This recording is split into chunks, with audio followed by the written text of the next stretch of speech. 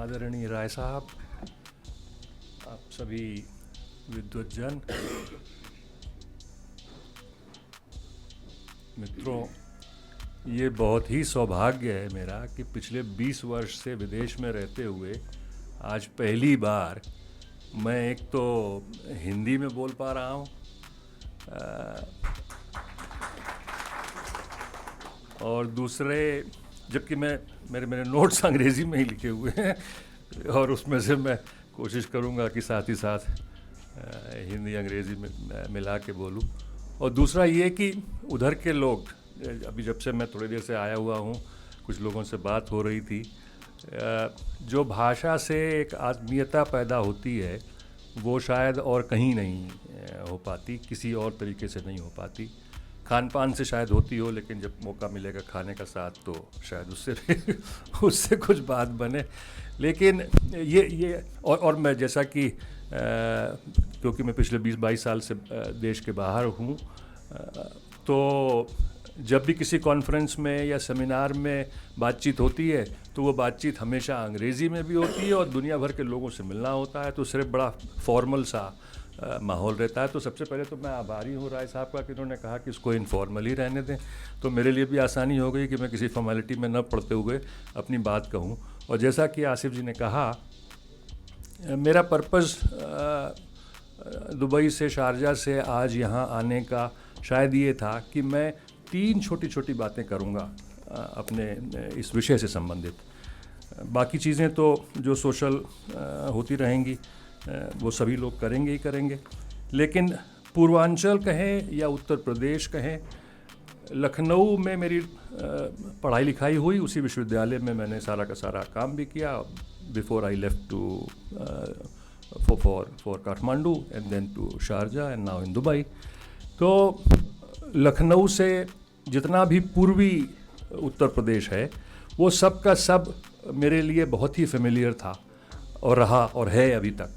इसलिए नहीं कि सिर्फ कि हम फैज़ाबाद या अयोध्या के रहने वाले हैं, बल्कि इसलिए भी कि सारे के सारे दोस्त, मित्र, रिश्तेदार सब उधर ही। तो गर्मी की छुट्टियां हों या कोई और तीज त्यौहार या शादी ब्याह हो तो भी उधर ही जाने का मौका रहता था, तो उसका बड़ा प्रभाव। और चूँकि पिताजी सरकारी नौकरी में थे तो ट्रांसफ़र भी, तो कभी बनारस में रहे, कभी आजमगढ़ में रहे, कभी गोरखपुर में रहे, कभी बलिया में रहे और मैं ख़ुद गोरखपुर में ही पैदा हुआ, तो इसलिए ये सारी की सारी चीज़ें बड़ी ही नज़दीकी हो गई दिल के। तो अब अपनी बात कहते हुए, क्योंकि समय का भी एक सीमा दिमाग में रखनी है मुझे, मैं 3 छोटी छोटी बातें करूँगा जिसमें एक के चारों तरफ तीनों बातें रिवॉल्व कर रही हैं, जिसको कि कह सकते हैं कि हम एक 3-dimensional model for education and research in Purvanchal, wherever and howsoever. And that 3-dimensional model will include vocational education, though I come from higher education, but advocating vocational education sometimes doesn't look or sound very synergetic, but still I feel that is where the future lies. And socio-cultural center of excellence. And the third is spiritual tourism. So let me repeat that: vocational education, socio-cultural center of excellence, and thirdly spiritual tourism. इन तीनों को मिला करके अगर कोई एक कल्पना की जाए जो पूर्वी उत्तर प्रदेश में उसका एक स्थान हो सकता है, तो पहली चीज़ vocational education.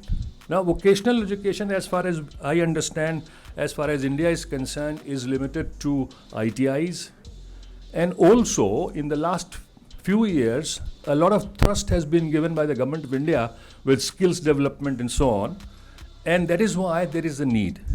And as we were discussing just now with the professor from Jamia, that what is the future of higher education, especially in the times of information overload. A 5-year-old kid can search and find out information which you would never have imagined and thought, especially in our age. And when I go to my classrooms at the highest level of education, I tell them one thing, that it is no more, knowledge is no more a preserve of a professor. Knowledge is available to you at the tip of your fingers.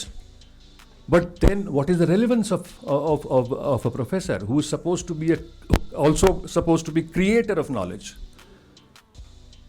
facilitator, somebody who can guide you?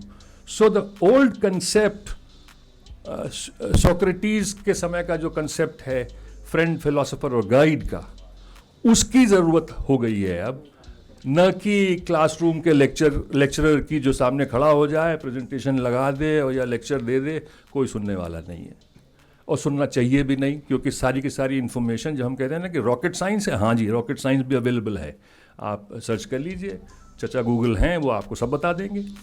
साथ ही साथ अब तो chat GPT आ गया है। अभी कल ही परसों जब मैं अपने इस बारे में सोच रहा था तो चैट जीपीटी ने बना के दे दिया एक पूरा का पूरा लेक्चर, तो अब तो भाई हद हो गई। तो उसके लिए हमारी जो ज़रूरत है वो क्या है कि हाई स्कूल तक बच्चे पढ़ें, फिर वोकेशनल में जाएं, और वोकेशनल माने हर फील्ड में ज़रूरत है। अभी हमसे पहले जो इंट्रोडक्शन दे रहे थे उन्होंने डॉक्टर्स का जिक्र किया, माफ़ करूंगा 1 मिनट ज़्यादा ले लूँगा।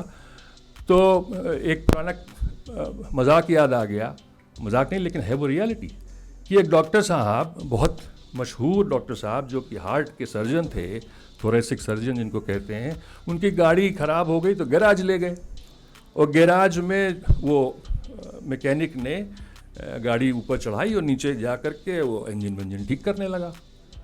तो डॉक्टर साहब, फिर उसने मजाक में कहा, डॉक्टर साहब आप आदमियों के दिल का इलाज करते हैं, मैं गाड़ियों के दिल का इलाज करता हूँ, मैं भी आपके बराबर हूँ। तो उन्होंने कहा हाँ भाई इसमें कोई शक नहीं, बिल्कुल तुम बराबर हो, बस एक बार इंजन स्टार्ट रहे तब जरा ऑपरेशन करके दिखाओ।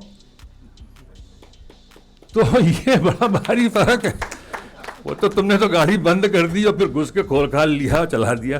तो दैट इज़, तो जब सेकंड गॉड की बात हम करते हैं तो भले ही कुछ, देखिए उन्होंने भी वहाँ तक पहुँचे हैं तो उसका भी अपना एक एहतराम होना चाहिए। Coming back to what I was saying, उस वोकेशनल लेवल पे, हाई स्कूल के लेवल पे एक ऐसा रास्ता मिल जाए बच्चे को जो उसके टेक्निकल कैलिबर बढ़ा दे।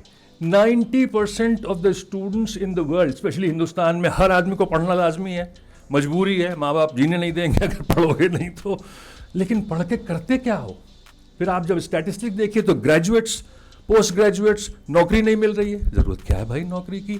अगर नौकरी की ज़रूरत है लेकिन तैयार हो जाओ उस लेवल पे, वोकेशनल स्किल डेवलपमेंट लेवल पे। मैं ज़्यादा पढ़ूंगा नहीं, कुछ इंटरनेशनल क्वालिफिकेशंस हैं, पियर्सन इंटरनेशनल, OTMHS, इस तरह की, जो यहाँ पे लाई जा सकती हैं और उनके ज़रिए हेल्थ केयर में, हॉस्पिटैलिटी में, आर्टिफिशियल इंटेलिजेंस में, क्लाउड कंप्यूटिंग में, सिक्योरिटी में और बहुत से टेक्निकल फील्ड्स में वोकेशनल एजुकेशन दी जा सकती है, जो कि इंटरनेशनली एक्सेप्टेबल होगी, और वो क्वालिफिकेशंस 3rd ईयर या 4th ईयर के लेवल पे टॉप अप हो सकती हैं for a graduation degree anywhere in the world.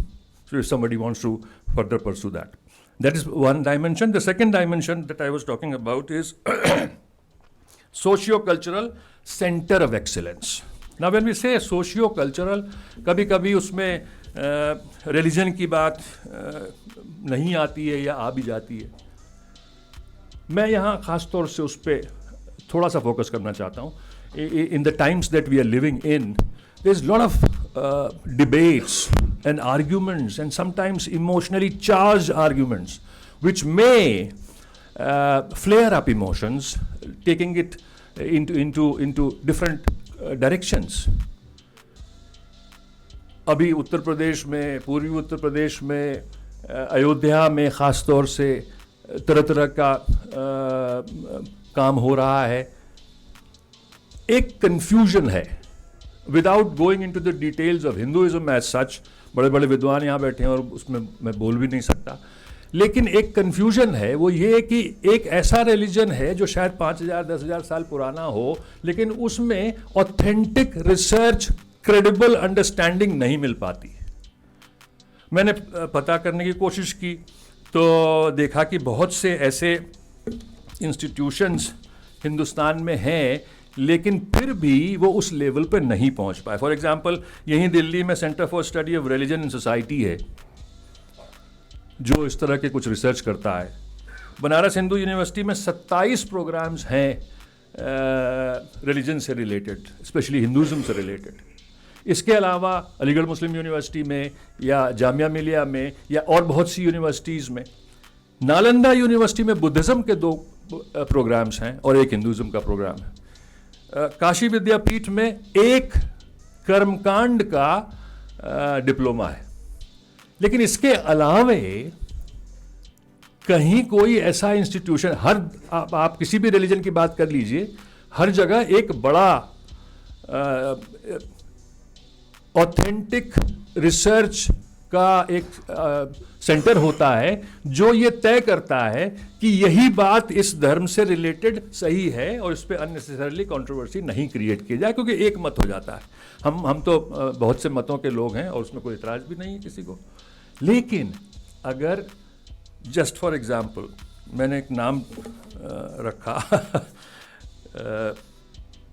Centre for research and documentation of Ramcharit and Ram Darshan. यहाँ दर्शन का मतलब फिलॉसफी है, देखना नहीं।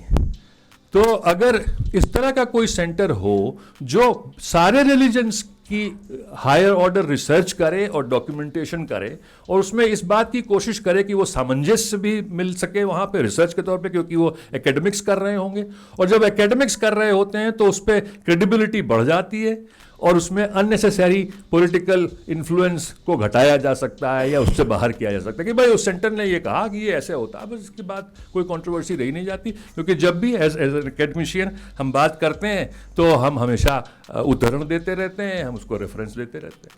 और finally to conclude, spiritual tourism, उसको भी आप उसमें साथ में जोड़ लीजिए। जैसे कि एक बुद्धिस्ट सर्किट का नाम शायद आपने सुना होगा, उसी तरह से एक